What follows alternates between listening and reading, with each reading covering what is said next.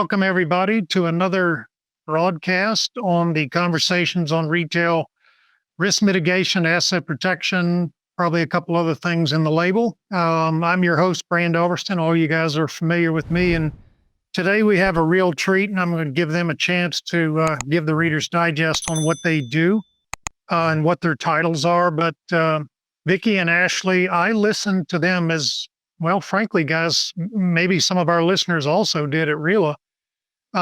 Listened to the total retail loss presentation at a general session at RILA in DC, whenever that was, 6 weeks ago. And it caused such a stir. So really this conversation's more for the audience. It was of such keen interest that people were coming to me, and I actually got the suggestion to do this from an audience member. We'd like to continue that conversation because, as you know, in a conference, they're a little cagey, a little tight-fisted on what they allow to go out into circulation, which I think is kind of hokey, but whatever. So we're going to have a chance to go through a lot of those same things that you guys discussed. But I wanted to share that with you, that it was really well received, refreshing to see a total retail loss perspective instead of a traditional guy running out the door chasing shoplifters. So a couple of rules of the road for the listeners. We're not going to ask any specific Walmart questions for a lot of obvious reasons. If Ashley or Vicki care to do that, that's entirely on them, but we will not probe anything that would be remotely close to confidential or strategic. This is about total retail loss and the fundamental change that started, probably about 2013-ish was the first time I heard and became familiar with the term total retail loss. And I'll tell you a little story, and then I'll kick over to you guys for intro. Dr. Adrian Beck from the University of Leicester in the UK, and he's one of the more renowned researchers, objective research in our space, the criminal justice asset protection LP space. And he does global studies. So it's never, isolated US market. This is EMEA, this is LATAM. It's a global representation of risk. And one time on one of his trips to Walmart, I remember distinctly, and I was still there at the time, he came up and we started talking about this thing, total retail loss. And since we're on a public broadcast, I won't use the language I actually did when he mentioned it, but I'm like, dude, seriously? I mean, I'm under pressure for a specific number, and that number traditionally shrink. And what we're doing about it, and there are only so many levers I have at my disposal to influence that. And I think we know which ones are the majors and are the minors. But I never forgot that conversation, because it was not too long after that Rob Beastle, now with, I think, is it Marks and Spencer, running their LP organization in the UK, former Asda guy, former Walmart Canada, former Walmart International. He too, he kept, knocking at my head saying, dude, you're missing the point. Total retail loss is an encompassing metric that if you expect to influence all of the spectrum of profitability, that's the camp you need to park the boat. So that's kind of the backstory with it, guys. Anyway, I'll give you guys a chance. Vicki, if you want to go first, then Ashley, and then we'll get started. Sure. Thank you, Brand. Good to hear Rob's name as well. I've not heard from him in a while. But yes, good afternoon, everyone. My name is Vicki Smith. I do work for Walmart in our supply chain asset protection team, and my role is called Director of Integrity, which essentially means whether we have control or process opportunities that negatively impact our people, our product, and our places. So to your point, Brand, I'm not just interested in product, right? I'm looking at the people and the places element as well. Elizabeth. Hey, good afternoon. Thank you. My name's Ashley Klorer, so really happy to be here. I've been in the retail sector for 17 years now, and specifically working for our asset protection arm of the business. Prior in field-facing role as a market asset protection manager, but back in the seat now, about 6 months on the home office side, and my responsibilities are working on the overall asset protection strategy for our store. When you think about our stacking models, our overall inventory control, and our inventory process, and how we count inventory and account for inventory as well, as well as looking at the elements of merchandise protection and kind of the future state of merchandise protection. So thank you for that, guys. So let's start because I'm going to assume there's some listeners around the globe that are obviously curious about total retail loss. So we'll start at the 101 level and kind of build into the strategy. Because again, in 2010, in my time there at the home office, it wasn't much of a thing. It took a while to catch on. It was a slow dance to get to that point, and it's really thrilling to see you guys at your level, senior level, proctoring that forum. So what exactly, guys, is total retail loss, and why do you suppose it's been such a slow dance for a major retailer, Walmart, Target, CVS, Home Depot, to really adopt that methodology? Whoever wants to answer first. Yeah, I think I can start with that. I think when you think about the term, just like asset protection, I think for a long time it's been kind of a reactive state, go out and catch the bad guys, and really having kind of this inventory control as they pass the last point of sale. I think for us, we really saw some change within the organizational structure of how we've organized ourselves in the last few years, and I'll touch on that in a minute. But I think that our big unlock really started in 2019. As with many organizations, there was a lot of things that we had to get our arms around very quickly. We've been in the omni business for quite some time at that point, but it really took off as the operating environment that we were in changed dramatically. And we really had to think about our overall strategy really differently and how we got our arms around that piece of the business. And I think it really started to unlock the ways that we thought about the business. We know that loss occurs in many ways, and I'll let Vicki touch on that piece. But I think for like how we organized the office, we really had to start looking at it from end to end. We knew it wasn't just occurring out the front doors, but how do we tackle all of the different areas where loss occurs and start to work as proactively upstream as possible. And that's where the unlock really comes in our partnerships with supply chain on the AP side. And I'll touch on more of our partnerships within the office and the other teams. But I think, Vicki, if you want to share kind of how the loss occurs and kind of the, I guess, lens that we're looking at like that. Sure. Yeah, I think like when I talk about the loss, right, and our leadership talks about it too, we talk about it in terms of that direct loss and the indirect loss, right? And so, I think we talked about this a little bit at RILA too, right? The direct loss are the things that are easy to calculate, right? So if you're thinking about it from the product perspective, well, you know that one item was stolen, that one item costs $5, right? So it's easy to value that particular loss, but sometimes, those indirect losses are not as easy to calculate. So when I think about indirect loss, especially on the supply chain side, okay, we maybe had a trailer that was short shipped, right? Or it was stolen, right? That's happening in the industry, we know. Then it's like, okay, fine. We know the value of the product was on there. Again, that's easy. That direct loss is good to calculate. But how do we then recalculate the cost of remanufacturing, the cost of reshipping, like all the transportation costs? And then also, how do you then evaluate the downstream impact to stores when you don't receive those items now? Because I should imagine most retailers are receiving just in time, right? We don't have a lot of stock on hand. And so when you don't, how are you now negatively impacting your on hands, right? So how are you directly impacting the customer, and what's that cost as well? And so, yeah, I would say it's easy to value your direct losses, but your indirect ones, I think understanding them and then figuring out how to quantify them is a challenge, and a challenge that for sure I'm working through in my role as well. Yeah, I think the key point there to me, two things. One is being able to quantify those losses. And, that's not new to the asset protection and risk mitigation business, because when we look at our total shrink, so if we blow out, I'm just going to pick wild numbers, if we blew out $1 million, we know some granularity down to maybe department level that make up the components of that $1 million. But when we start saying what's the shrink on item X, it gets really muddy really quick. And that's where the sophisticated estimations and all the things that the analysts do. But at the end of the day, it's still an estimation. So do you feel like, and I want to go with a part B on that, Vicki, the credibility of this methodology. So understanding, let's step back years ago when self-checkouts came out. We all know there were two camps. One is we're losing our you-know-what, and the other camps are like, you might lose a gallon of milk a day. It's no big deal. We don't need to do a whole lot. Well, computer vision allowed us to understand and quantify how much we were in fact losing, and it was significant. Do you think retailers that want to adopt total retail loss would face that skepticism of estimation in those indirect losses, or what do you think?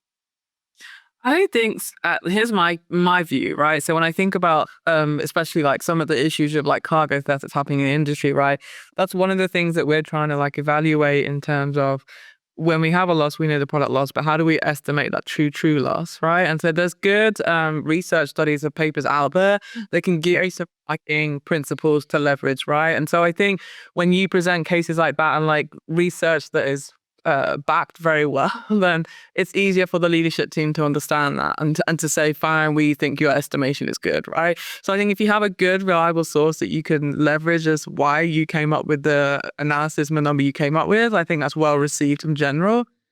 But I think the other thing I would say as well, if you don't have that good research, it's almost like, is there a way that you can break down and just do a really small subset, at least enough to be statistical to then kind of say, well, here's how we got to that number as well.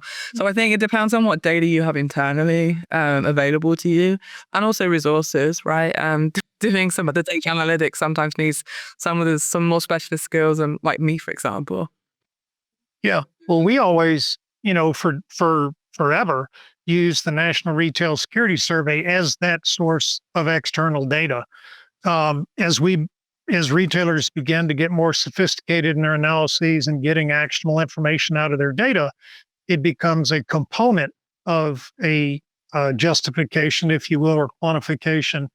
But what was that? 2 years ago, NRF stopped publishing that study for reasons we don't need to rehash, but there were some credibility issues, and so they had to throttle back on that. That's a really good point, because there are other studies out there. Maybe none is, with the same notoriety, but there are those. And I used that all the time back in the day because that was really all we had. And we would say, well, here's what's happening in the industry. We know we're not a whole lot different, so we'll take 30% of that. And to your point, you could make a justifiable path out of that for the finance guys and the people that are writing checks to give you solutions. So that's a great point. We'll add to that, and I'm sure Ashley would agree too. Like, I think the thing is, like, whatever number you come up with and how you justify that, I think you're always taking into consideration, like, we're trying to find ways to mitigate loss that so enables the business to do whatever it is they want from a strategic initiative, right? And so I think, like, if like, let's say the business is going after a project that will realize 500 million in revenue, then it's like, okay, hey, but I need you to understand that 500 million may have a negative impact of like 10 million based on this analysis because of where we think loss can be, which honestly, like, is a great thing if you can bring that to light, because then at that point, you may actually have a great seat at the table to say, but here's how I think we can mitigate that 10 million too, right? And then get your solution embedded at the right time to still realize the business initiative. So I just wanted to add that kind of thought to the end of that. You're giving me new questions, but you've already answered it, but I love it. That's awesome because, for decades, and I think most AP professionals would find themselves in this place, that they're not at the table to be Dr. No. They're there to help mitigate exposure to risk, not eliminate it. But I don't remember talking to a retailer that assigned a dollar figure to, if you do X. So if you go cashierless store, we're going to give you $1 that you need to put in your ROI model that says, if you do that, you have to build in a loss of, depending on your scale, $100 million a year, and then get a true ROI rather than implement it. And in some cases, it's a train wreck, or it doesn't turn out like we wanted it to. And it's like, what in the hell happened? Then we come back to that number. So that's awesome. Wow, that's actually refreshing. That's good to let them know the risk going in, be it an estimation as it is, but everything we do has risk. Ashley, you look like you want to add something there. Yeah, I mean, I think on the store side that, the ability that we have to really give a good picture based on even our format types, it really starts to give us good indications of where that shrink is occurring and through like what channel. So when we talk about things like the self-checkouts, I don't think that's going to go away anytime soon. And so removing that option from the customer, right, we're going to try to change their overall shopping behavior.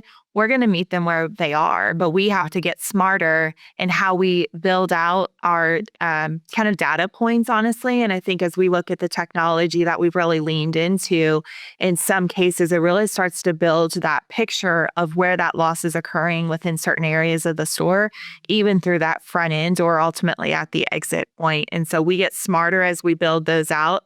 And obviously, there's great teams of people behind us that also help build kind of this picture. Mm-hmm. And again, it sometimes it's that emotional. And I think that's the part in the store side is there's a lot of emotion of like, oh, I think or I feel this way. Yeah. But then we really start to put some numbers to it. It honestly surprises people. And I think we've always talked about like, hey, what percentage of loss do we assume is stacked in a store?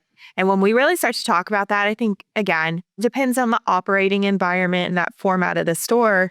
But when we tell some of the teams, hey, 40 to 60% range, maybe just that.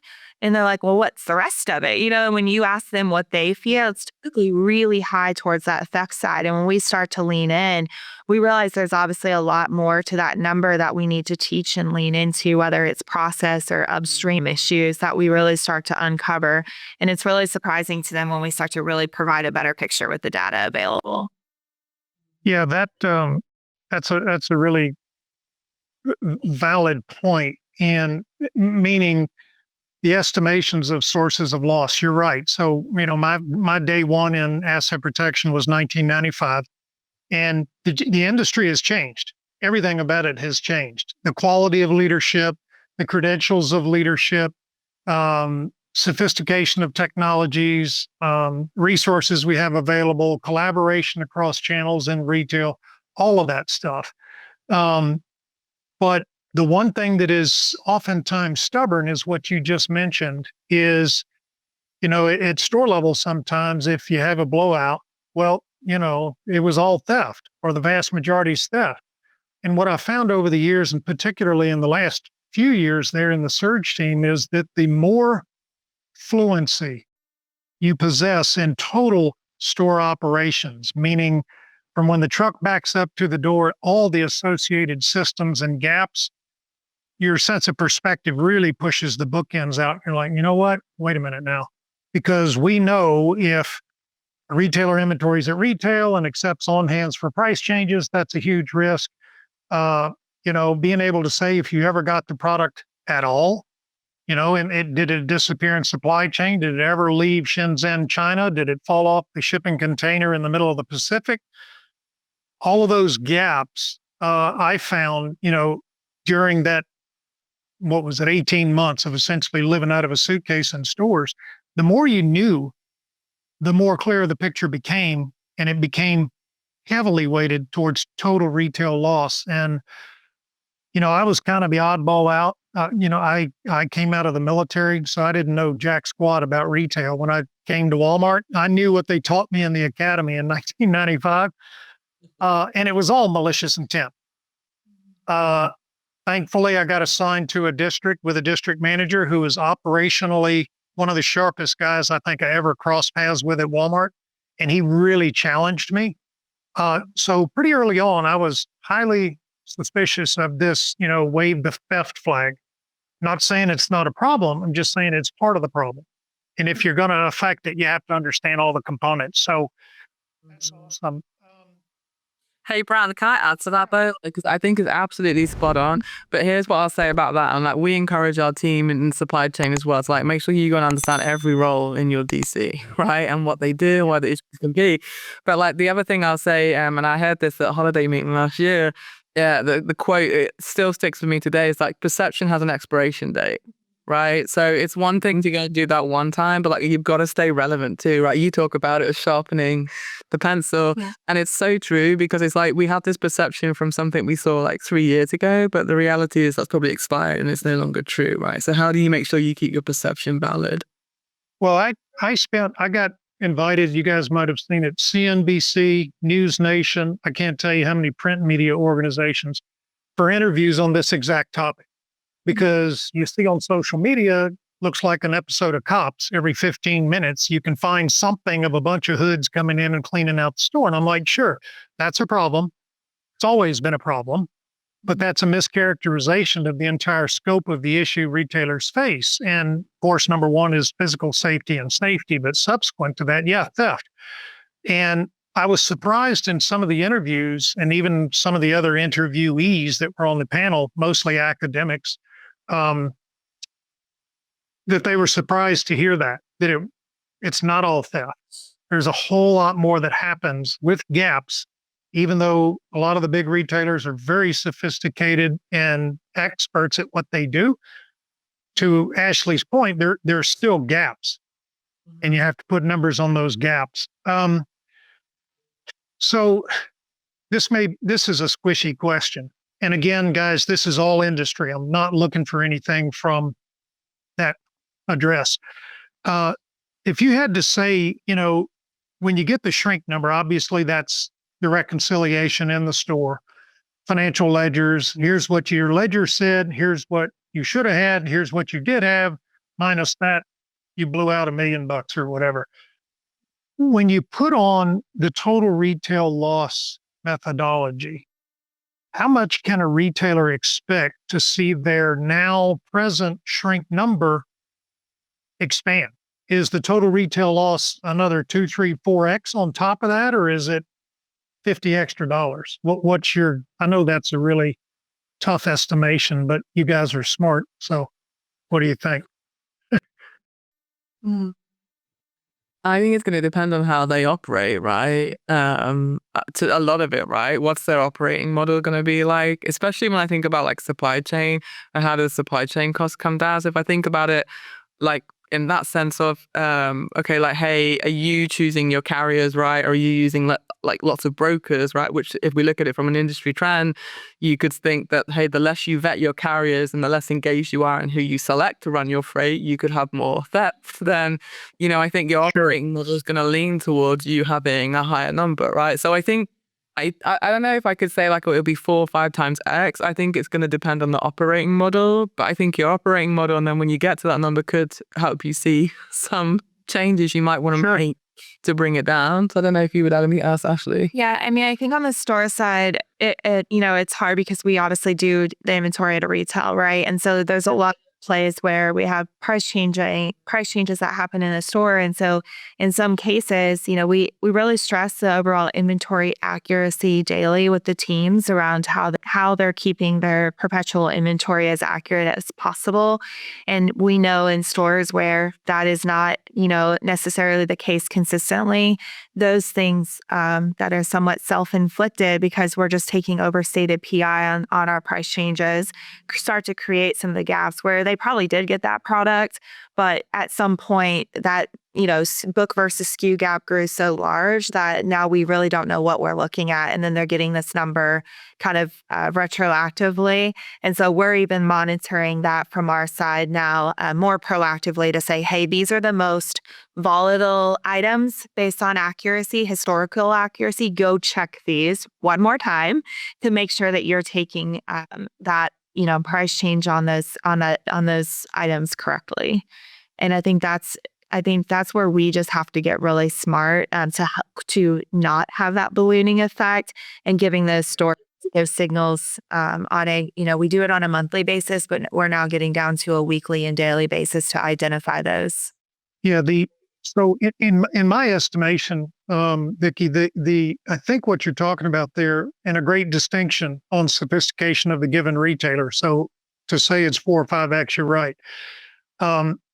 You go from somebody like you guys, very sophisticated supply chain, and I'm not going to mention any names, but I've been in some scary retail back ends, not you guys, around the country to appreciate the complexity of supply chain. And you're right, if you're using 3PL and, things are kind of loosey-goosey at the warehouse and there's no item level reconciliation, it's just pallet level upon receiving, you had no idea what's in that pallet. So it really begs the question of if you're doing that, and again, this is for the listeners, it really takes you into a maturity model assessment. So comparing across retailers that you guys, who's another really strong logistics, let's just say Lowe's would be one level, and then you start chipping away, and then at some point you get to the dollar stores and some of those that are a little less sophisticated before you can really say a total retail loss model will bring me back 100 million. Just doing store shrink is going to bring me 50. So it's worth the juice. We have some gaps all the way up to purchase order creation. So that's awesome. And an inventory accuracy, as Dave Gorman, I don't know if that name's familiar to you guys, but he was our VP of Asset Protection when I was there. And Dave used to joke saying, well, I don't know too many crooks that stop at the front door and tell the greeter they're stealing it to adjust their own hands. So he said that is always going to be a problem. And it is across retail. The retailers that are more heavily penetrated in RFID for reasons of obvious in stock, but because they do a lot of business on e-com and you can't afford to have Ashley order something that the system says you have on, target.com, and you go to the store and they're like, oh, hey, so we have 38 substitutions for you and 6 out. That's kind of like a bad meal at a restaurant, one and done. I'm like, nope, not doing that again. Okay, so let's go to traditionally minded retailers, which I'm going to say is probably the vast majority of our listeners out there. How do you warm leadership up to a TRL methodology? What are your all's lessons learned to say, these are the 3 things you really got to hit hard to get it to stick, to get the resources, the staff, you got to have people and systems to make it work. So are there 3 or 4 things you guys would recommend to a listener to say, if I don't have that buttoned up, I'm probably not going to be successful? Yeah. I think that, for those in that shoes, they really have to put on their enterprise hat. I think sometimes we look at, how does this impact just my seat that I sit in? But when you really start to think broader, I think the biggest piece is you don't need a big capital investment to use communication. And so that's free, right? And so when there's a problem, I may know how that problem impacts me, but how do you start to share that problem of what's in it for our merchants to be able to get behind a packaging change, or, using RFID and having those supplier conversations to help support the cost of an RFID label or something like a, 2D barcode. And so you really just have to start to think broadly of like, what's in it for them and how does it benefit? Because in some cases, they may not have that shrink dollar amount on their P&L that they're accountable for, but they may have that profit dollar amounts. And so how do you speak about it in their language? And I think that is a big piece that's been the unlock for us and has cost us, honestly, nothing up front. Hey, here's what we're learning in our wheelhouse, and here's the inventory results where we see this as a shrink concern. And how does this look on a profit lens for you? Oh, well, that should be one of our best selling items, right? But our reaction is we need to take and put something, merchandise protection on it. And this is what we've been really heavily embedded in this year here is, how do we protect the merchandise with the least amount of customer friction?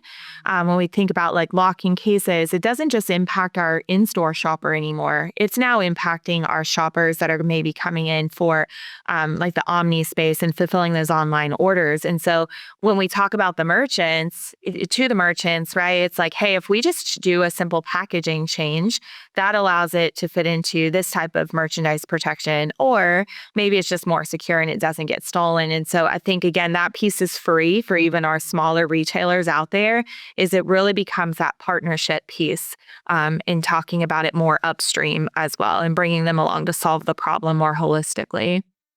Yeah, being part of the solution, right? Yeah.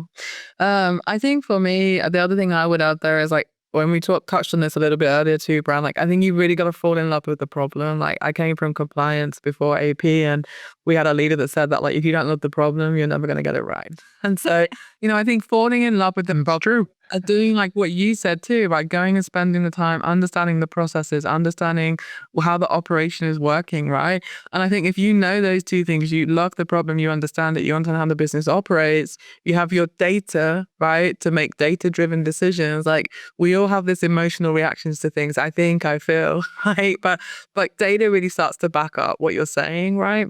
Or show what you're saying. And so I think if you have those things combined, then I think it makes it easier for your leadership team to get on board, especially if, like Ashley said, you're thinking about it from how to benefit the business, right? Everything we do benefits the business, right? We all want to make sure customers drive sales, right? And be profitable. That's everybody's job, right? It's not just the merchant's job. Yeah. Yeah, another distinction I want to call out for the audience, and I think, Ashley, you mentioned it, shrink versus profit. So shrink is a real number hits the store, but in most retailers, that does not hit the P&L of that item with a buyer. So the buyer's like, okay. So it's not it's not as obvious that, oof, I bought, 300 million pressed white strips. Doing the math, there is a huge shrink in there somewhere, is to have that quantifiable to say, now we're getting into the TRL mind space and just saying, well, shrink, because the buyer's like, well, okay, but I'm not putting a 3-cent RFID tag on every one of my items because that takes my margin down by 2 points or whatever some of those arguments are. Okay. What are the roadblocks or obstacles a retailer would face in trying to adopt a total retail loss strategy? What really stopped you guys in your tracks, or what caused you to sharpen your pencil? Is there anything specific that leadership's like, no, we're not going to do that? I think I'm saying this just like after being in my role for almost 18 months, like this would just be like my kind of reflection time, I guess, right? I think the biggest thing is that sometimes we didn't spend enough time up front, right, reflecting and doing the discovery work to really understand the problem, right? And so I think that comes back to that earlier discussion on the maturity too, right? So if you're not mature in your operation, and then your thought processes to describing the potential loss in your operation, and I think like that's going to be a big roadblock in trying to get the buy-in, right? But I think the other big thing for me is that how do you always bring it back to like whatever your company's mission is and the strategy for growth, right? Because it's one thing to kind of evaluate where you are today, but in the next 2 years, that might not be where your company wants to be. So how are you thinking about today we are here, understand that methodology, get total retail loss understood, but hey, we're changing in the next 2 years. How do you start to evaluate now for the next 2 years so that you're also able to be prepared and ready to tell your business, like, here's what we need to do for that as well, right? So I think it's that proactive as well as that we have to react and just figure out now, like, where are we at? But spend the time really finding the data, proving the cases, finding the loss, right? Don't rush the beginning is what I would say. Okay. I think we've got a lot of great vendor partners, brands that it came to us with some solutions, and they're great. And, it's one of those things where we have that problem right now. What is that problem? And I talk about it with my team is like, what does that store of 2030 look like? Because it's not that far away. And what do we need to operate in that environment? And how do we walk backwards from there? And so I think that's kind of like, in some cases, a roadblock of like, hey, we want to go really fast and solve something.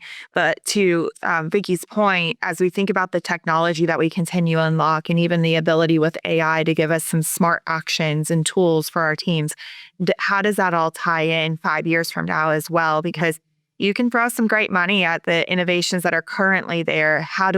Does it have the ability to link us to where we want to go as we continue to work towards that future state of a store? Excellent segue. So technology.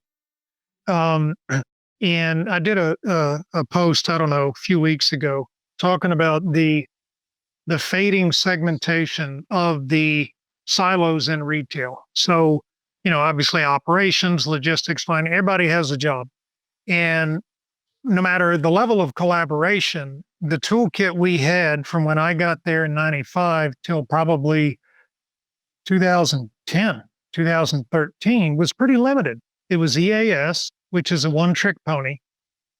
Even if you're managing it well, it's a one-trick pony. It's there to highlight theft, nothing to do with the operational risk. Lock and show cases, Ashley, you mentioned that. Locking peg hooks, restrictive peg hooks, all of that stuff singularly designed to impact the malicious intent component, whatever that is, of your total shrink and your total retail loss. That began to change technologically about 2014 when computer vision began to be a scalable option. So self-checkouts, for example, and you guys know all the drama with self-checkouts in retail across the board. Dollar General bailed on them, put them in. How many ever stores? They've got 10, 12,000 stores, then had a shrink problem, pulled them out. Target has had some challenges with it. Some of the pharma guys, Walgreens. But it's a head scratcher without a true computer vision, in my estimation, a third-party solution who are the true experts. It opens the door that if, and I'm just going to use you guys as an example, let's say that you're interested in real-time alerting on the sales floor when a person does something that doesn't look right. So a normal shopping experience is Vicki comes in, takes one or two products off the shelf, puts them in her cart, no big deal. But if Vicki comes in and puts her hand on the last one on the shelf and rakes it in a duffel bag, that is not normal. Real-time alert, we can engage customer service, whatever the retailer's preference on protocol is, to be able to engage in that. But with these technologies that come out and what I see around the world, predominantly Israel, predominantly at retail conferences in Europe, you have to look hard to find a one-trick pony anymore. In other words, computer vision can solve a host of challenges across retail. I would venture to say even from shipping at Procter & Gamble, for example. If it's layered with RFID and you have RFID read and computer vision, you have verification that, yes, in fact, that stuff did go in that box. So the value props, in my mind, here's my question. They, in my mind, are getting easier for the AP guys to say, I want to be on your wagon too, because not only can that do increased sales, it can also help me with the loss issues. Do you guys sense that in the industry? Again, not Walmart. Or do you still see bits of silos that are obstacles, honestly? I think when it comes to kind of like you talked about this one trick pony, I think we know that it's not just going to be computer vision that's going to get us there. If we think about, I touched on this at RILA a little bit, there's going to be a multitude of signals that build that picture for us. And especially even at a checkout perspective, right? Computer vision may give us the ability to say, hey, that customer has milk, but I don't know what type of milk, right? You've got 1% to, 2%, they all look the same. And so when we think about well, that may let us know, did the customer, scan the milk? Did it go through the register? I may not know if, we look at the PI inaccuracy as a great example, canned cat food. We could see a cashier key in and charge the customer for 6 and all 6 get accounted for, but we don't know if it's tuna or chicken. And so that when they get that, post-inventory report, all they see is a decrement of their PI said, hey, you shrank out 12, when in reality they may not have. It just may have mechanism. And so again, we could see that through computer vision to know that. But as we think about what that could look like, we have to build other signals on those right items to help us capture those perceived, shortages and really get smarter about it. And so, I apologize because I think I forgot your original question now, but I think that it's going to come from a multitude of angles. And I think just as anyone else, we're very fortunate to be able to explore and innovate in that space. And I think we're really aggressive in what we're doing with RFID. But I think there's other components that we can comfortably say, yeah, we're also exploring, because we know just even RFID is definitely had major advancements in the last few years, and especially recently in their tags. But I don't think that's just the cure-all for shrink for us either. Sure. No, you answered the question. Is it, it's easier for you to walk down the hall and talk to Josh Osmond or somebody in end to end or now Kristen or whoever and collaborate on a common technology rather than you going to them and saying, I need $300 million to put tethers on iPhones that do nothing other than supposedly prevent theft. So yeah, no, that's a good sense. Vicki, and I know it may be different in supply chain, maybe not, but what's your thought on technology? I mean, it's here to help us in the main part, right? But here's, I'll say technology, and like we come across this a little bit with some of the work we talked about at RILA, what we've been doing with RFID. Like, I do agree that there's some great vendor partners out there who are very experts in what they do, right? But sometimes I think for the retailers out there that are maybe starting off on some of their journeys and exploring some of these technologies, I think again, like I've said it, I feel like a broken record, but it's like really think about what you want to capture out of that technology you're going to use, right? And how you're going to use that, so that you're not spending, I don't know, 200 something million on some RFID, and then you're not getting the value you expected to, right? Once you actually put it in. So I think really think about what it is you're trying to get out of the technology to make sure you're getting the right partner, but also the right product. And then I think I would say that, like, from an industry perspective and just thinking about what I've seen in supply chain, I think there is still maybe a little bit of siloed, like still maybe a little bit of traditional mindset. An example I would give there is maybe like when we think about locking, like securing the trailers, right? There's still this, I don't know why I often come on this, like, why have the trailer manufacturers not figured out how to internalize the lock to the trailer instead of having it on the outside, right? Like, I don't need a key to unlock my vehicle, right? So it's like, why do we still have it on the outside, right? Why are we still allowing this to be something that can be accessible and is a problem, right? That's not to say that obviously we know people can spoof their keys and still unlock our vehicles. I'm like, how have we not just thought through that? But then, I think about some of the partners, like who want to say like, oh, okay, you don't just want a key lock anymore. You want to know who unlocked it, where it was unlocked. Oh, okay, you want GPS in your locking device. Yeah, I do. Great. But now you've given me a device that basically looks so different to a key lock that it screams "steal me," right? So you're drawing attention. So I think that sometimes, like, the partners out there in the world, like, they're not always thinking through, hey, I've answered for the problem you solved for, but by the way, I think that we maybe have given you a new problem now because this all singing or dancing device is now screaming, hey, I probably have something valuable inside of me. So I don't know. I sometimes think we should just go back to basics and be like, but why is the lock on the outside? How do we internalize something? So just take a step back, right?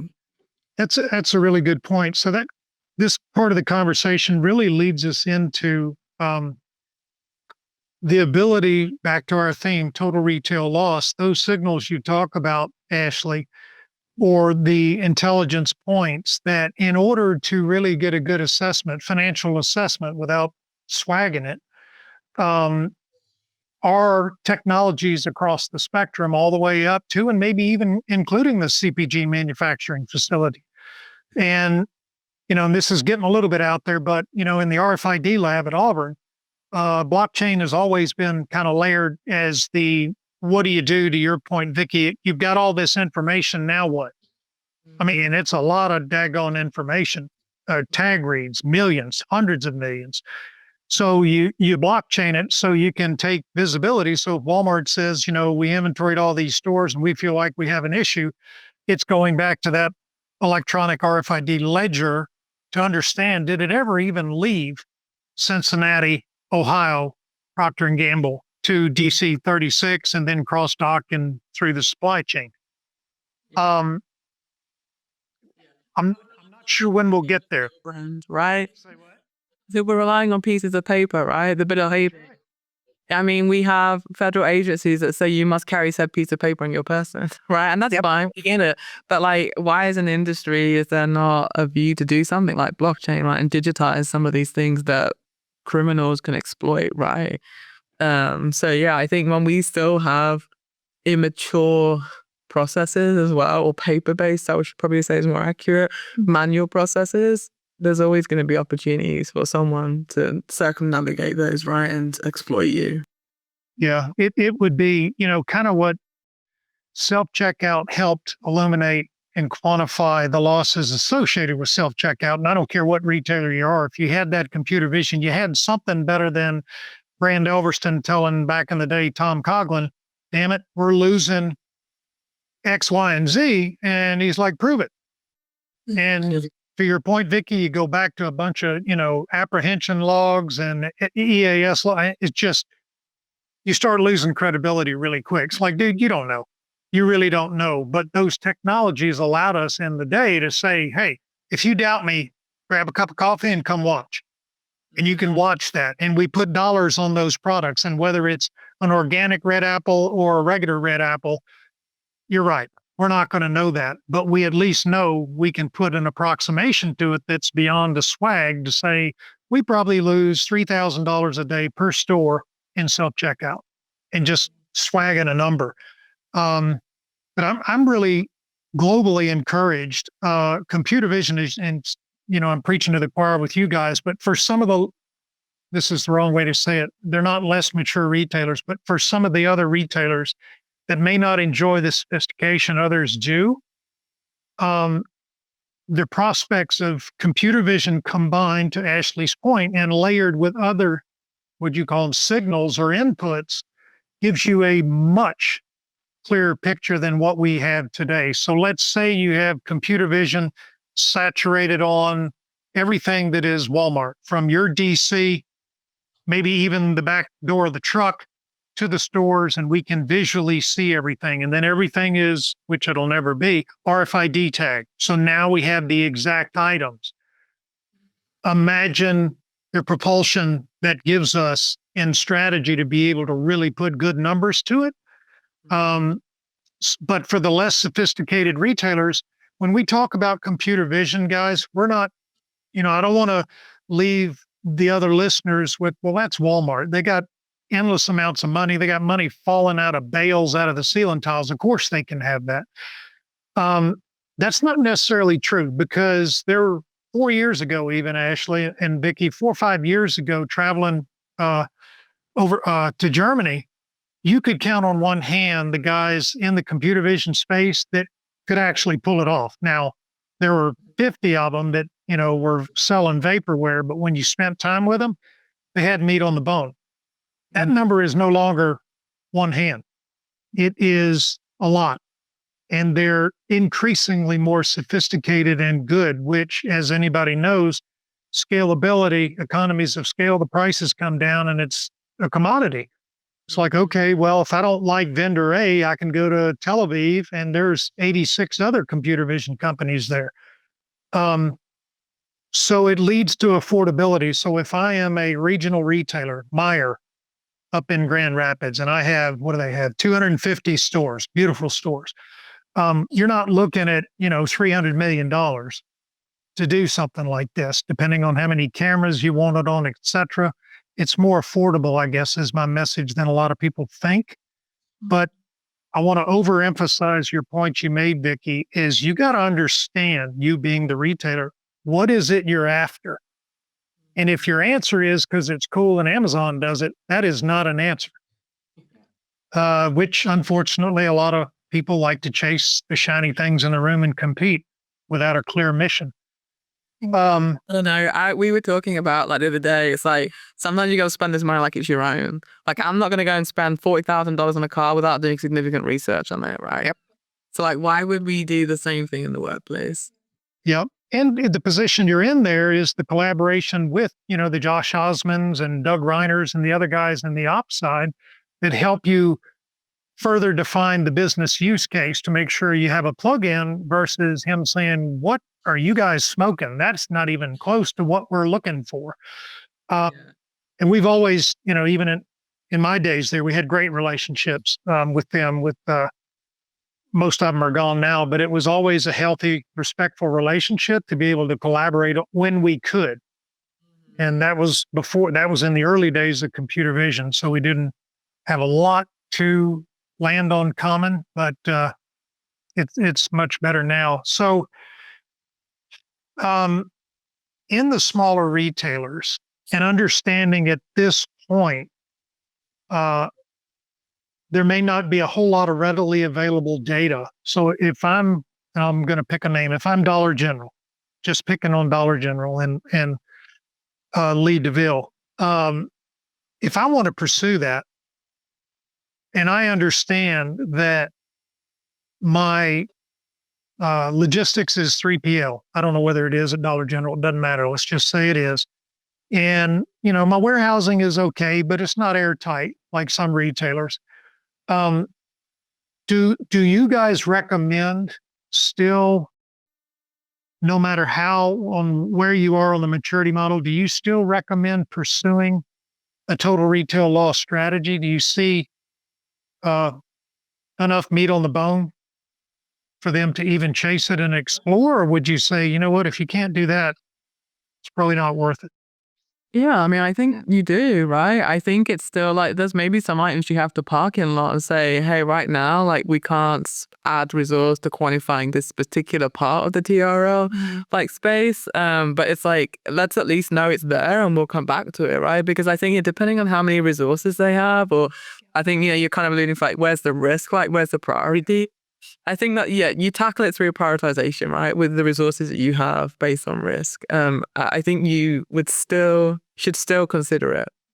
Just maybe know that there's some things you're going to have to come to or come back to down the path. And I think that's fine, right? Especially as businesses, retail is changing, technology is changing. I mean, I think we would probably say we're still always constantly evaluating ours as well anyway, right? So it's not like it's a journey brand, right? It's not a one and done kind of thing.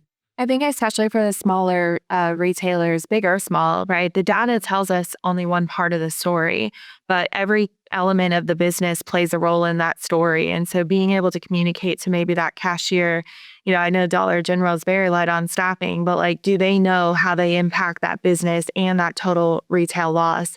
Do they understand what their role is in that? Does the backdoor receiver, the stalker understand how they play a role when they're receiving items that may just be packaged incorrectly in the wrong case, and what do they do about it? And so I think as we really bring them along on that journey, no role is too, insignificant. We talked about this ourselves yesterday is like, I think sometimes we look at this whole like number, we want to be better than X. And a lot of times we're so focused on tackling that, large number, but how do we start stacking all of those small wins as everyone plays a role in tightening up processes and controls in their store, all the way up through the supply chain down to the supplier. And then before you know it, you've already solved a larger number problem that you didn't know existed. That's spot on. You know what, as you were talking, Ashley, I was like, yeah, imagine that, right? You don't maybe have resources in your AP team to like go and tackle this like as fast as you want to. But if you created that culture, that mindset of like loss is everybody's business, and you help them understand like what loss is, like simple terms, like what is loss and how could they maybe see that and enroll? Well, now you maybe opened up yourself to like thousands of associates that could help give you information too, right? And so I think, maybe don't try and tackle it in isolation, right? Leverage the frontline teams too, right? Well, it goes back to the mischaracterization of shrink, and even to this day, with some people in conversations, is the dominant thought, it's theft. I'm like, guys, an analogy I used to use when I was there, and it was rather unpopular. When you hear it, you'll know why. Is my thought was that if you have a store and it shrinks out year after year after year, one of two things is true. You're either not very good at your job in AP, or theft is not all of the problem. One of the two is true. And it goes back to what we opened up with, the fluency of store operations. If I don't understand how much risk is associated with using system on hands to finalize a price change, if the retailer inventory is at retail, or if there is no item level check-in of anything, how do you know you ever got it? Or if there are no random audits and claims to make sure you perform all of those things. And I think it was you, Ashley, that mentioned the acceleration of e-com when COVID hit. And all of this understandable, but we know that a lot of the safeguards that typically would have been built into that process were left in the dust. We had to get sales, we being every retailer. They just figure it out and get sales. And in most of the retailers I've talked to, the leadership, the risk mitigation component is yet to catch up with that. They're still hoping like hell that Vicki didn't put 2 bottles of Jack Daniels in the red tote when she built the online order, because I submit my order online. Vicki is my friend, works at the store. I tell her what my order number is. She volunteers in the system to fill it. She puts whatever she wants in that tote, and we have a great party, at the game that weekend. So there's a lot of that it's a lot of theft. But again, what you said, Vicki, it's an education process that some people may be surprised that in 2025, we still have to have those conversations. It is more than just theft. Okay, go ahead. Sorry.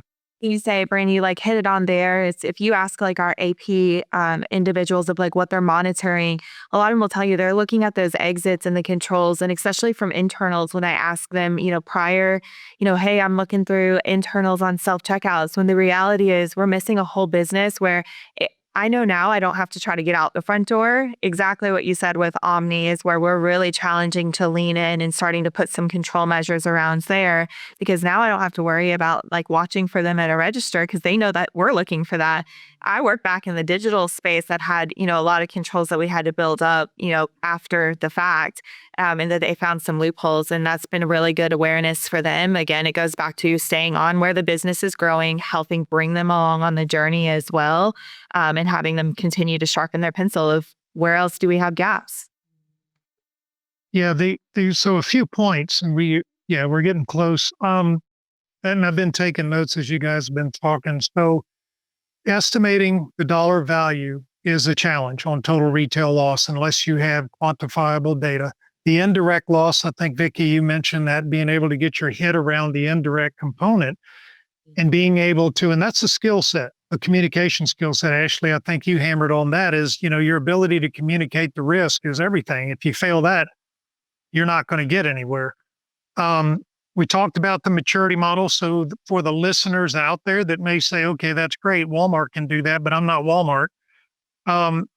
There are paths to a total retail loss strategy. And I'm going to ask each of you guys here in a few minutes to just kind of give me your closing comments on recommendation on how do you do that?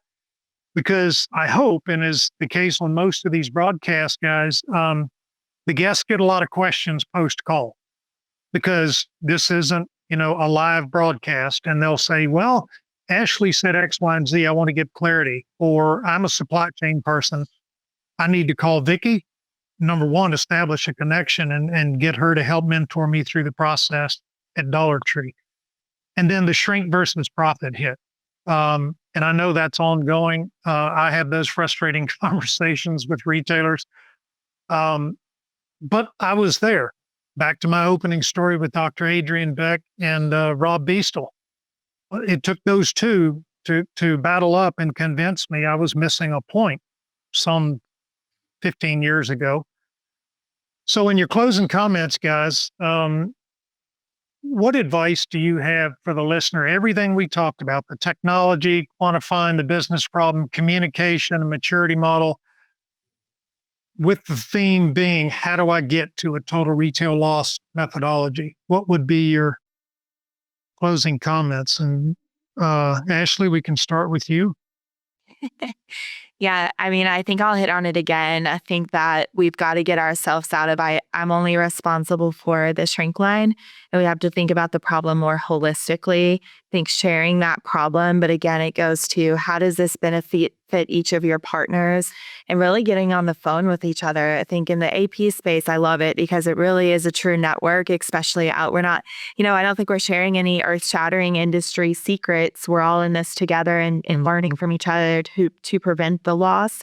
And so really sharing those, but sometimes it's picking up the suppliers. We've had great success in picking up the phone with the supplier and saying, hey, we would love to test this. What are your thoughts? And, they've been great at sharing what data that they have visibility to, but them also have, resources in some cases that we don't. They've got customer representatives that are in some of those stores every single day. And so I think for those, smaller retailers, that could be a big unlock for you.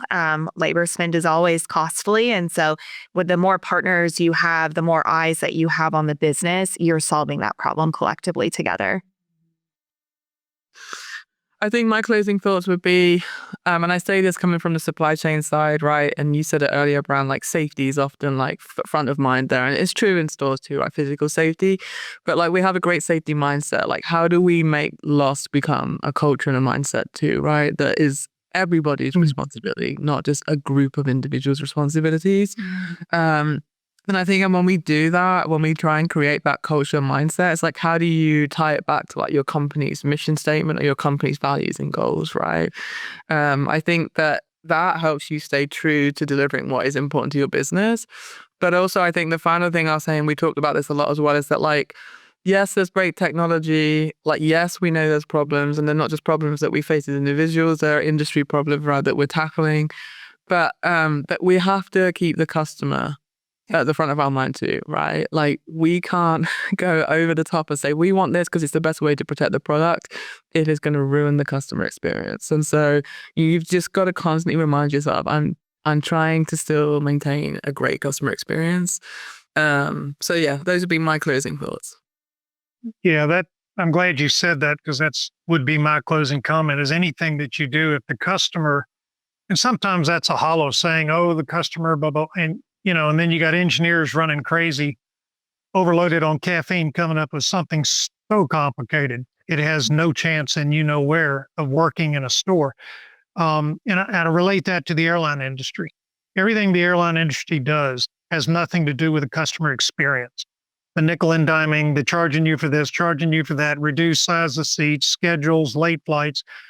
And it's fundamental, but it's often missed. I'm really glad you said that if you go into Walgreens, for example, just picking on them, and there's everything in the store except milk's behind glass.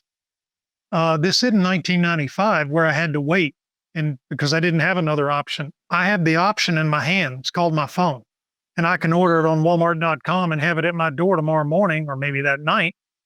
And we lose not only those sales, but any impulse sales and reputational risk. So you're 100% right. I'm going to ask each of you in closing your titles, because I know you guys have no egos, but I think it's important for the audience to understand the level at which you guys are. You're both directors, senior directors, or?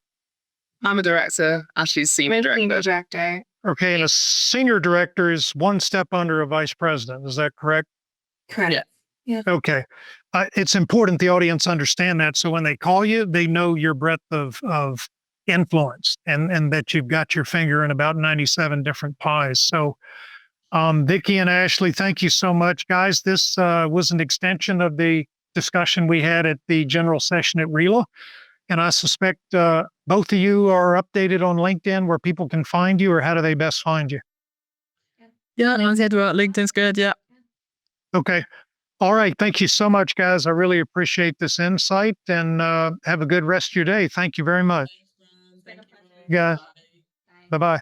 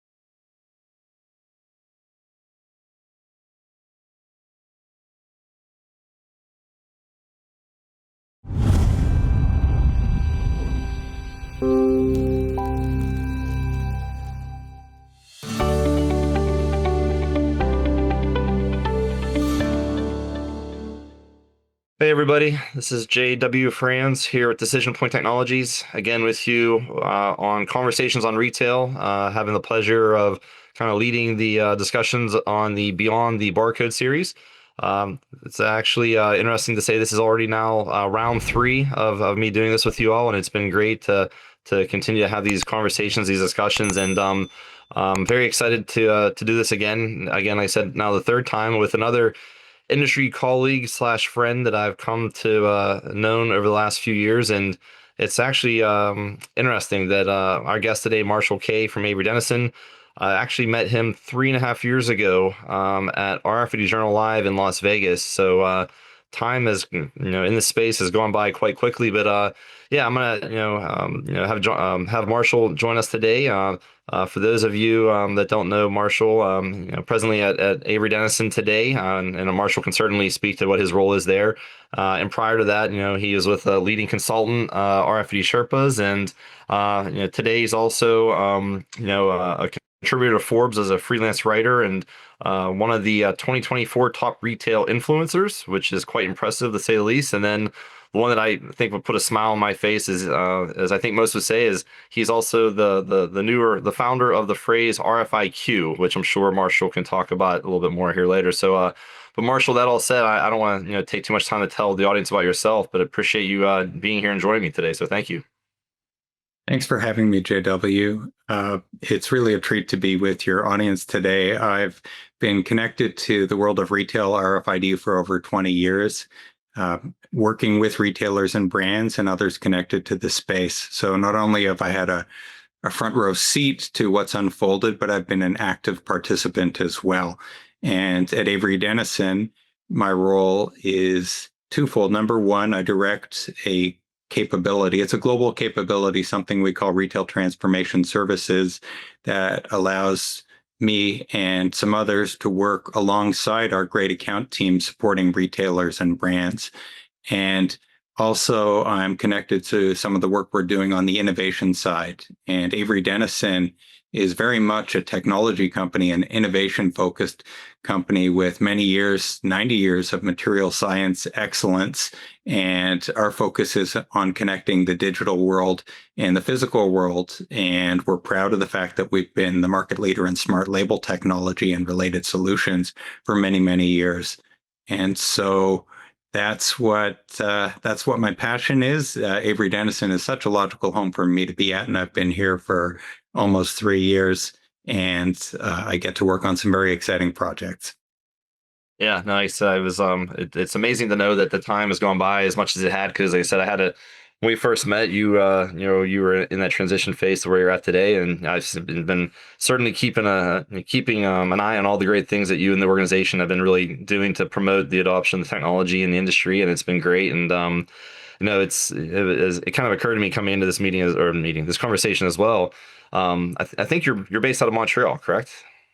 I'm based out of Toronto, actually. Toronto. I'm sorry. I had them confused. But I guess where I was going with there is, there's that Canadian theme to the people that have been joining me. So, we had Jonathan Aiken prior to this, based out of Canada, you obviously as well. And then I think to kind of keep this theme rolling, the next round, I'm going to have to nominate JP to join us since he's up in your way as well. But that all said, before we kind of get into it, I just one quick question, more on a personal note.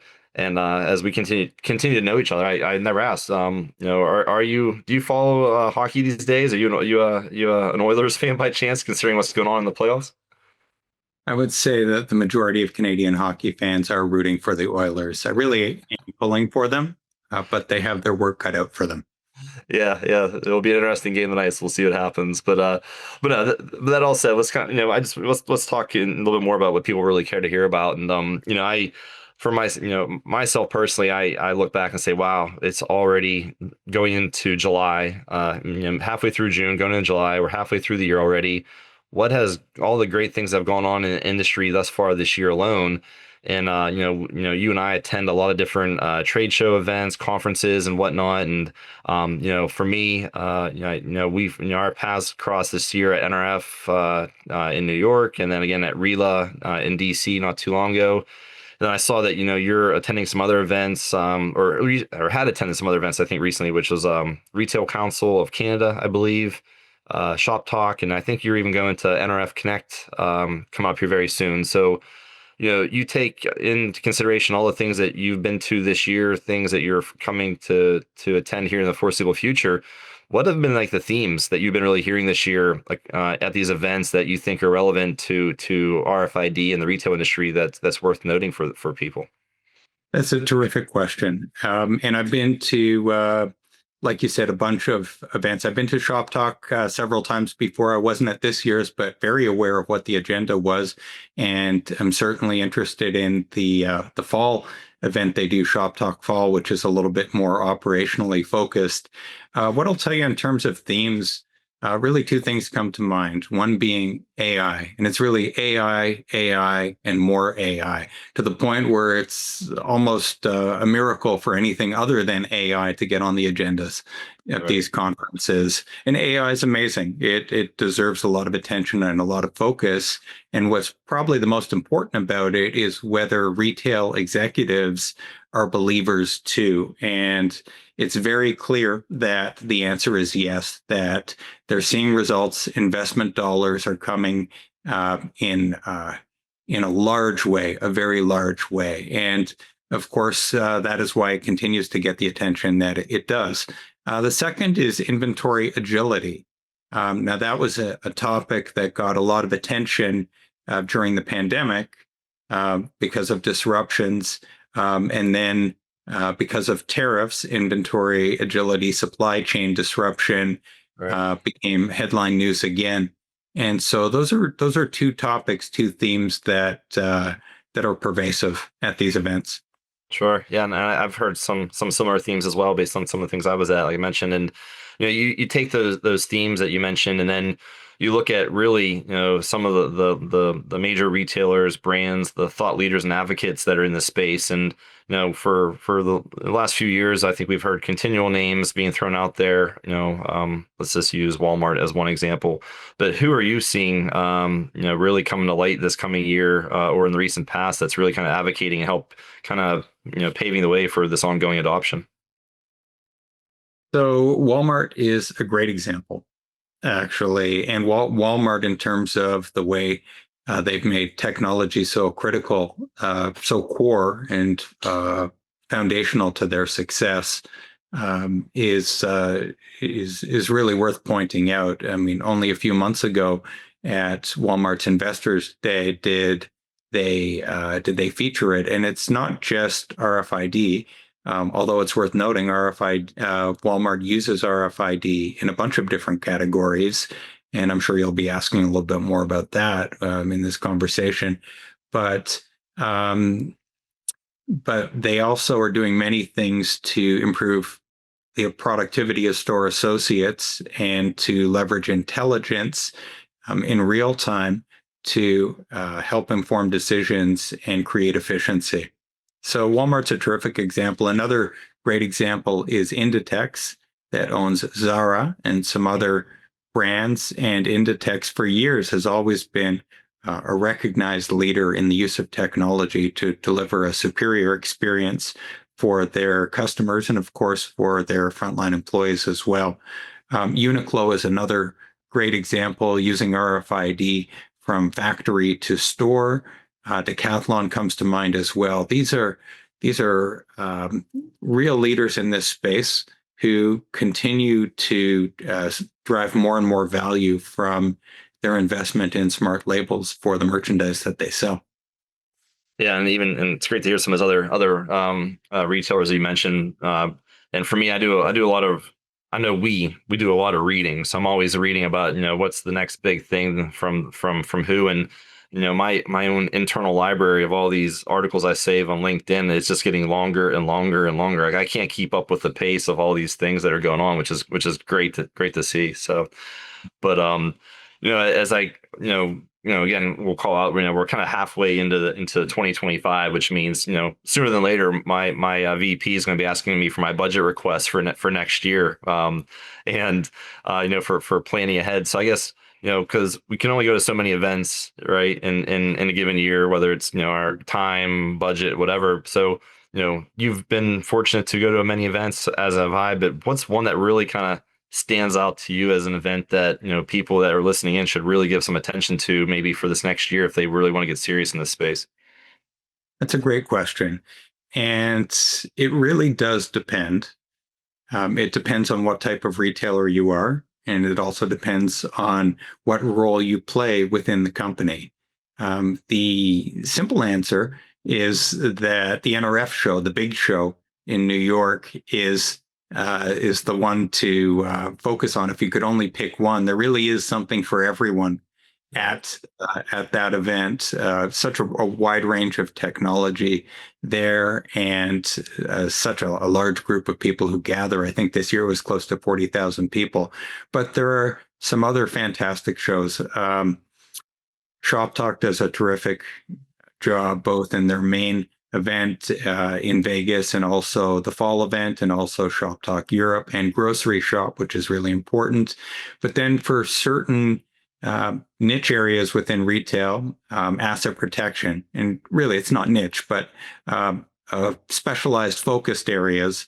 There are some great conferences too. So for example, the Loss Prevention Research Council, based in Gainesville, Florida, which is an important hub for the industry, bringing together solution providers and retailers and brands and academics and law enforcement. They do a great annual event called LPRC Impact. It's fantastic. And then, of course, you have the annual conferences focused on asset protection by NRF, and that's the one next week that I'm going to be attending and speaking at, actually. And then also the RILA Asset Protection event, too. Those are terrific events.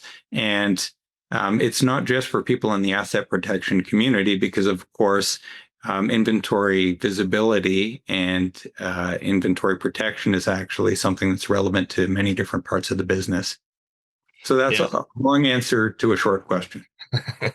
No, like I said, there's so many to keep track of these days, and they all have value in different ways. And I won't get hung up on the trade show thing much longer, but I just, since I just came from GS1 Connect in Nashville last week, that's personally for me a great event for many reasons. And I won't go into summarizing it, in the sake of time. But one of the things I want to ask you, just as it was a takeaway for me there, is, there was a big focus on how RFID, along with other serialized data carriers like 2D barcodes, are working today in around POS and in supporting the POS validation against shrink detection type events. And I know that Chuck Lasley at Dillard's, who I believe you might know, also has been very vocal in this space over the last few years, speaking at NRF and GS1 and others. So I know we're going to talk a little bit more about more advanced use cases in RFID here in a few minutes, but just as that was a trend that was very focused, are you seeing that as well, and with what your customers you're talking to and events you're attending?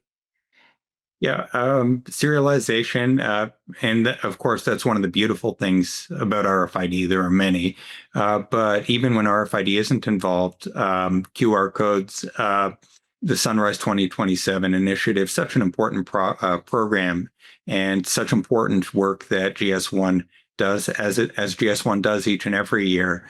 It is, of course, coming up more and more in conversations with clients, and that's a good thing. Yeah, no, absolutely. And it's great to see how, we're taking multiple technologies and bringing them together to support, these different use cases and initiatives. So kind of with that theme, then, if you want to consider, the maturity level today, obviously our conversation with you is largely focused for in-store retail. That's kind of where we're going to continue to focus today. But when we talk about maturity level, again, I think you were the one initially came out with the, or at least phrased it, RFIQ. Before we get into kind of what the knowledge level of RFIQ is in industry today, can you maybe kind of share with everybody what that topic is that you kind of branded? Sure. I coined the term RFIQ, I think about 3 years ago. And here's the best way of thinking about it. A person can have an RFIQ. A company can have an RFIQ, regardless of type of company, retailer, brands, media company, for example. A group within a company, within an organization, can have an RFIQ as well. So, for example, what is the current RFIQ of the store ops organization within a retailer relative to the supply chain organization or to the merchandising organization, the merchants, etc.? And there is no score, there is no test. It's not like the SAT, but think of it basically as low, medium, and high. And it's a journey. It's not whether any person or any company is smart. Everybody's smart. And it's really just about, do you know the things that you ought to know about RFID at this point in time? What it is, how it's used, why it would be relevant to your business, whether some of your competitors are using it and why, various things. And so it's not a static, snapshot one point in time. It's meant to basically guide and instruct. And I use it quite a lot in conversations that I have. It's been very helpful in my conversations with my clients. So where I think you're going with this is, where are we sitting now in terms of the overall degree of RFIQ as it relates to adoption of RFID in retail? Am I right? Absolutely. Yeah. So there are a couple ways of thinking about this. I mean, I can approach this from the glass half full perspective. I can look at it from the glass half empty perspective. I'm kind of thinking it was the best of times, it was the worst of times. Right. But there's lots of great things to point to. So, for example, John Furner, the president and CEO of Walmart US, spoke recently at a conference. He was the keynote speaker, and he spoke about RFID. And I think the exact quote was that RFID is proving very helpful to our store associates in serving customers. I hope I got the words exactly right, but that's basically what he said. And of course, I was delighted to read that and hear that. And so, when I think about RFIQ, I think about which individuals within the industry am I most hopeful are aware of RFID and how it can be valuable and whether or not their company is taking full advantage of it. And John Furner, I have to tell you, is very high on the list of people I would want to be seeing exhibiting a high RFIQ. I would say when I think about the community of influencers and experts who kind of shape the narrative and guide discussion and thought within retail, that community of influencers has exhibited a growing understanding, I'll say appreciation of RFID, meaning they know RFID is very much here and isn't going away. They understand in a general sense that clearly it's something that has importance. The reasons why RFID is important, I still find there's variability amongst the community, but that's fine. This is a journey, and we're making great progress. And then when I think about companies themselves, I look at this from a sector perspective. So I think of companies that focus on apparel and footwear, or department stores or general merchandise retailers that sell a lot of apparel. The companies in that space, generally speaking, have moved forward with or are quickly moving forward with RFID. And so from a company perspective, the RFIQ is relatively high. I'll give you an example, though, of a community where I feel the collective RFIQ is much lower than it ought to be, and that is the community of professionals focused on asset protection, or otherwise known as loss prevention, or over in Europe and abroad, profit protection is often the term for that community.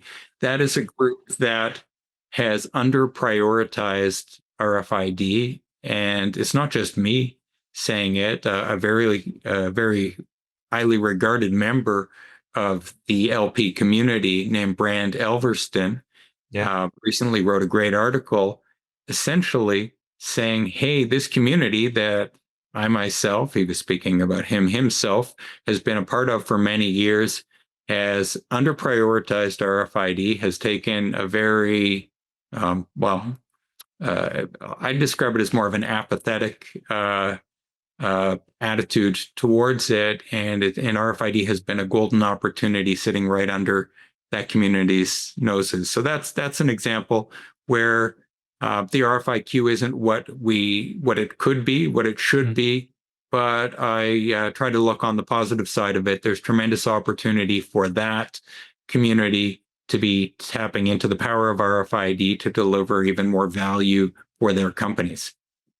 Yeah, no, great points. And I know that we're going to talk a little more about the LP asset protection thing here in a few minutes. I know I had some questions for you, and Brand's been great and very vocal in this space. So I've appreciated his reading his contributions as well. So, just to stay on the RFIQ topic for one more minute, historically, many of us in this space, as you know, when we talk about I guess it ties into RFIQ, of course, is other factors like cost and metal. And I think for many years we heard, well, not think, for many years we did hear people say that RFID just was too costly, and or they can't use it because they given customer want to tag metal products or have a metallic environment. But those things are clearly being addressed today. I know in some of your articles that I've seen you being a contributor to in Forbes. I even took a screen snippet of the picture that was in the article, which I believe was a box of Crayola crayons.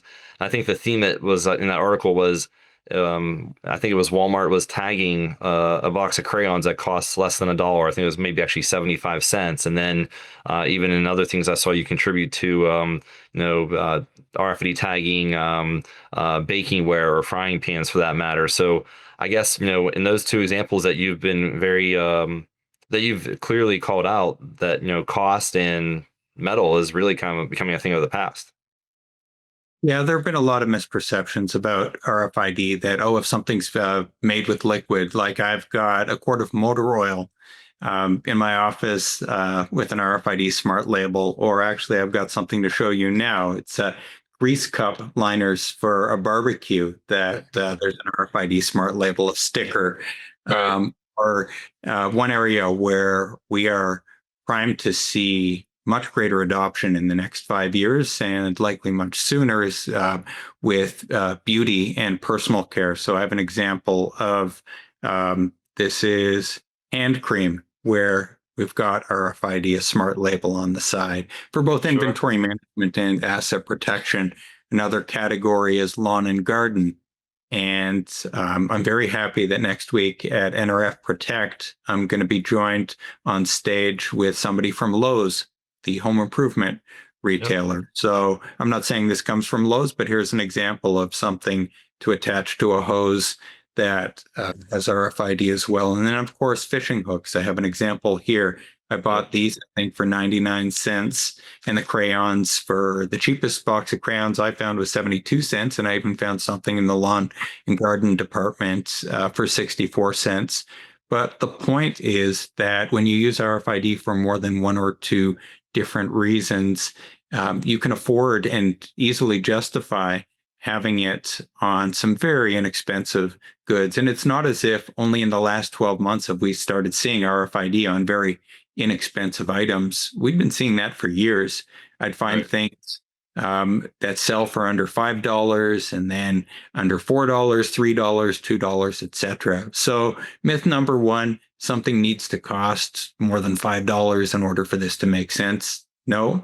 And myth number two, I sell stuff that RFID can't be used on. That no, if you're a retailer and you think that, you're almost certainly wrong. Yeah, and I can't remember who in our network basically said something along the lines of it's not a cost factor, it's a value add factor at that point in terms of all the things that it can do thereafter. So, but we'll kind of sticking on the theme for just another moment, moving away from RFIQ, but sticking on the theme as it relates to maturity.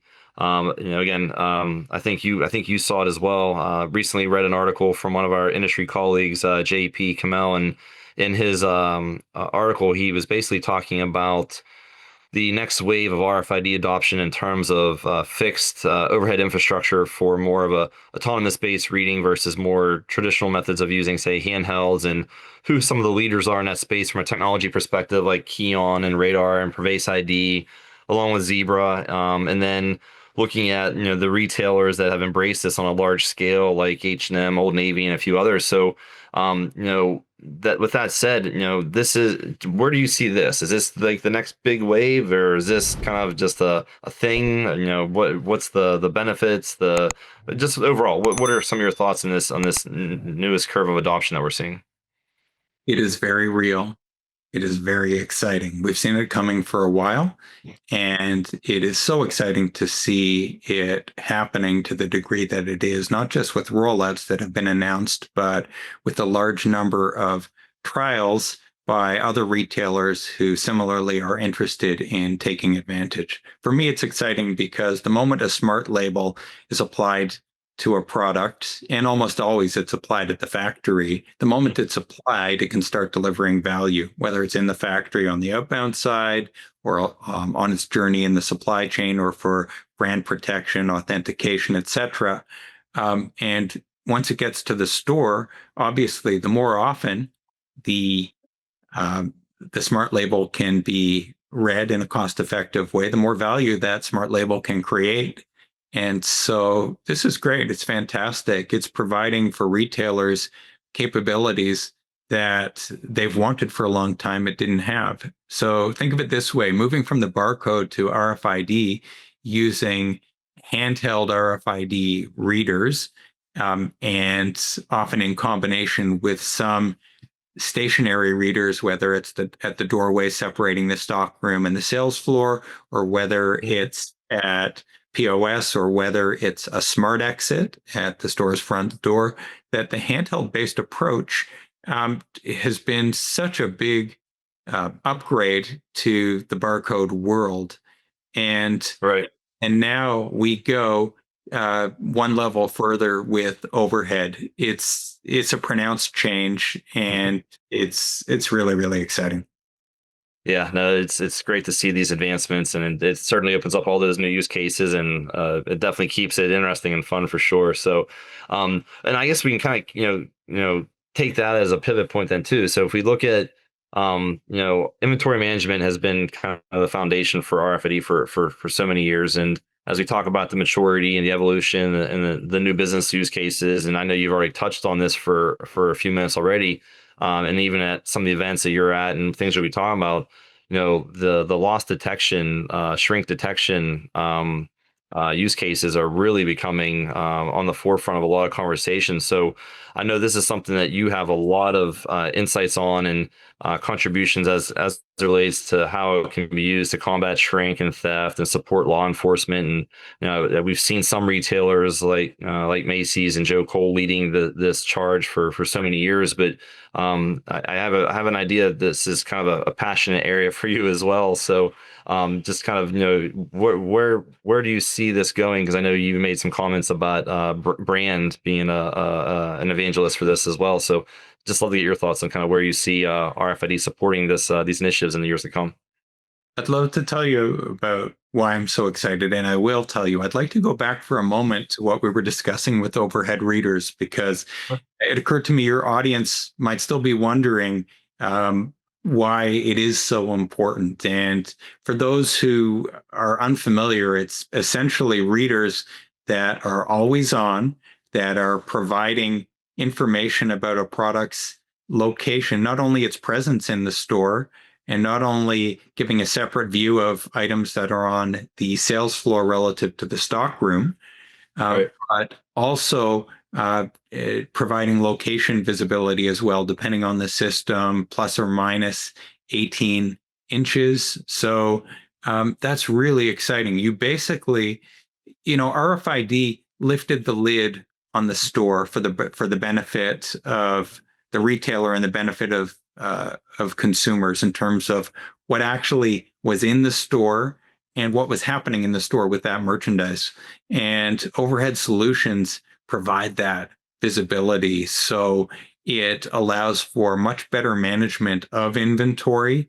It allows retailers to be able to get product into a customer's hands much more quickly, whether that's someone in the store or whether that's fully leveraging all of the inventory in a retailer store fleet for the purpose of omni-channel orders, including buy online, pickup in store, and unlocking efficiencies like optimizing what's called the pick path for frontline employees to find items that may be needed for online orders or just for regular day-to-day operations like filling the sales floor. So it basically offers so much great data and so many important insights. And this is actually a good segue and transition into the topic of loss prevention or loss detection, what many people also need to know about it as well. Sure. Even if we weren't on the precipice of this large expansion of the use of always on overhead readers in certain stores, RFID is a big step forward for that world of loss prevention, because traditionally retailers and their loss prevention teams haven't been able to answer the questions of who's stealing, how are they stealing, when are they stealing, what. In general, in aggregate, there is some information that, hey, this year or in this particular month, we believe we lost this much in this category, and we can see it's trending up or trending down, and you can see it at a store level.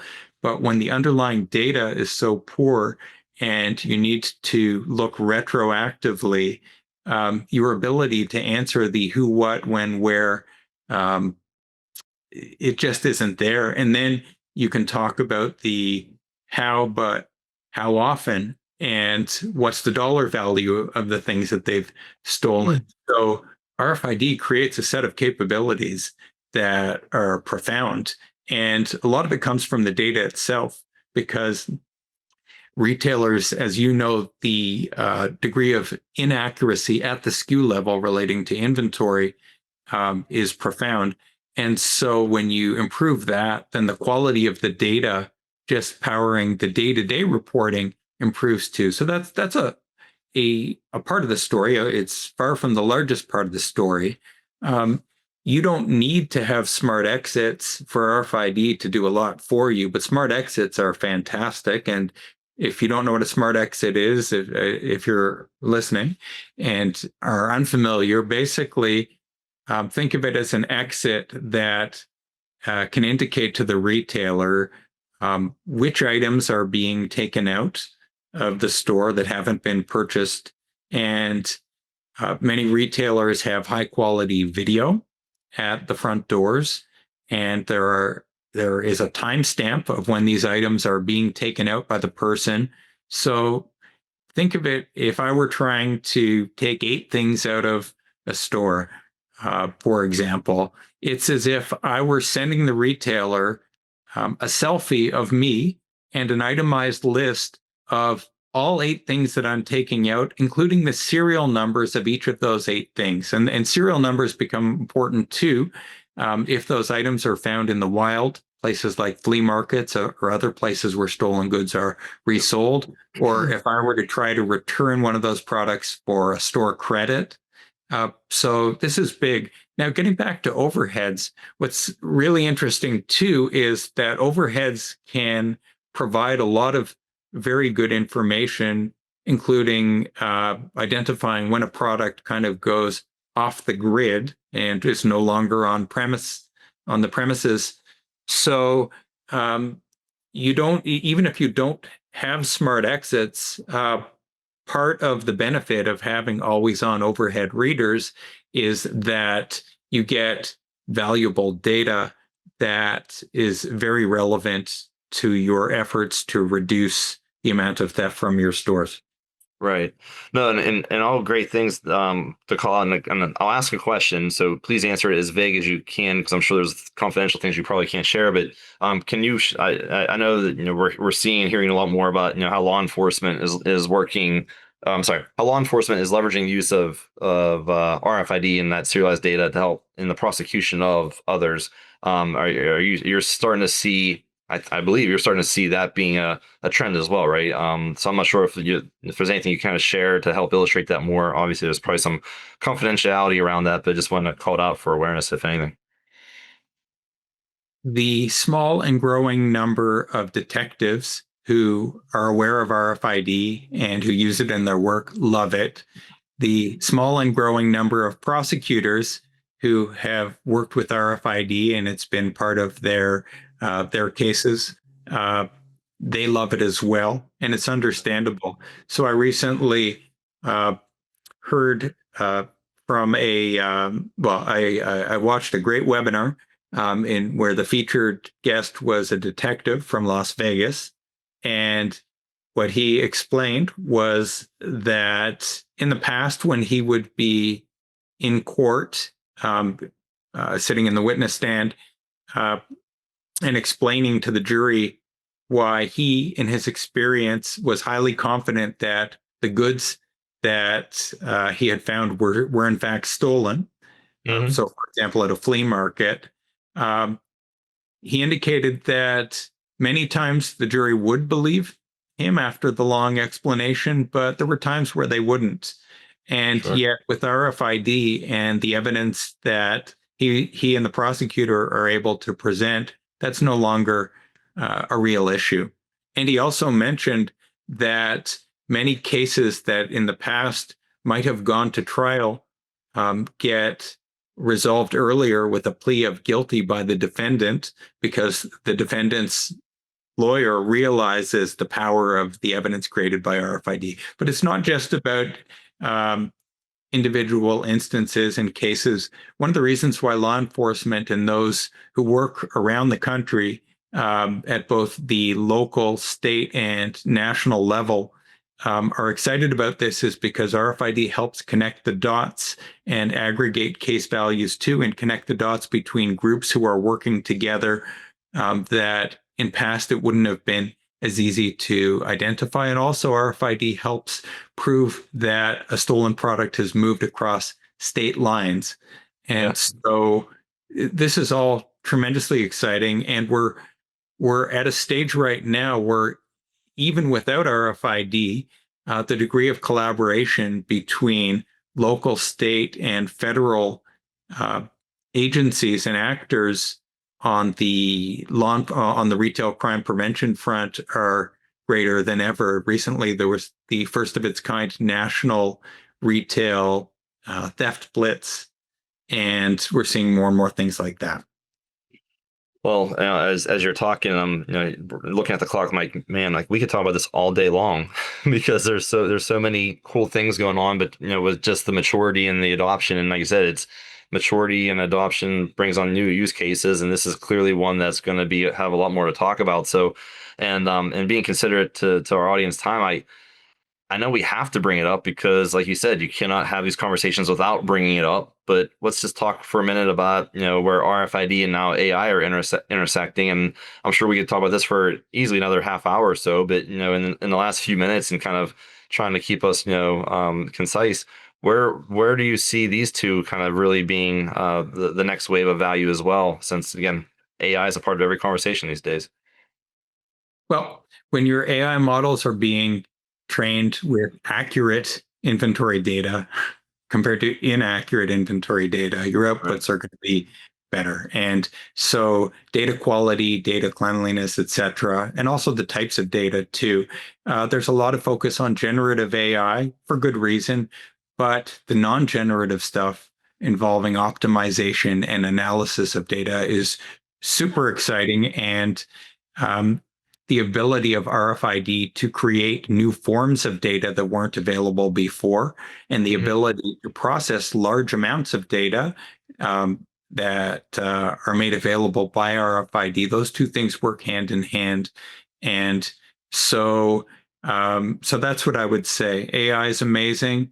It's very easy to overlook RFID and all the excitement about AI. But RFID is tremendously complementary and helps deliver much greater outcomes than can otherwise be achieved. Yeah, no, absolutely. And again, I don't want to keep bringing up GS1 Connect, but I have to since I was just there last week. And for me, the last day that was I would say relatively focused discussion was around AI. And in one of the keynote sessions, they were talking about some of the phrases they basically said, which is the goal was to get clean data, and to get clean data, you have to do a lot of the quote unquote unsexy work. And they were saying, well, how unsexy do you want to be sexy later? And so it was some interesting phrases because, like you said, AI is only as good as the data that gets in. So garbage in, garbage out, as they always say. So, but yeah, it was interesting to catch those little phrases there. But no, like I said, you and I, I've enjoyed these conversations. I know we can continue to talk more and more, but I guess my question for you would be, since we talked about everything from events to maturity to new use cases with like overhead and loss detection and other things, AI, of course, is there one big thing that I clearly just missed because, there's so much to talk about in such a short period of time? Is there anything else that you think would be worth noting for the people listening in? There is, and I'd say it's something that I probably missed in terms of not mentioning it earlier, which is that RFID in food retail and in the food value chain is going to be really, really big. And we're close to seeing that really take off. I'm super excited about it. It's not just about grocery, it's also in restaurants and and that's something to really keep an eye on. Yeah, no, that's a great call. Like you said, there's a lot of big things going on in the QSR space, the grocery space, and from what I've heard last week, some other mandates coming out that will affect suppliers in the cold chain space. So yeah, it's ever an ongoing adoption, that's for sure. So, but no, like I said, it's been great. I have enjoyed the opportunity to catch up with you and continue to learn from you, whether it's conversations like this or all the great things you're putting out on LinkedIn and Forbes. Please keep at it because I personally enjoy it. So thank you very much. Thanks for having me. It's always great speaking with you, JW. Likewise, and I'll talk to you soon. Thank you.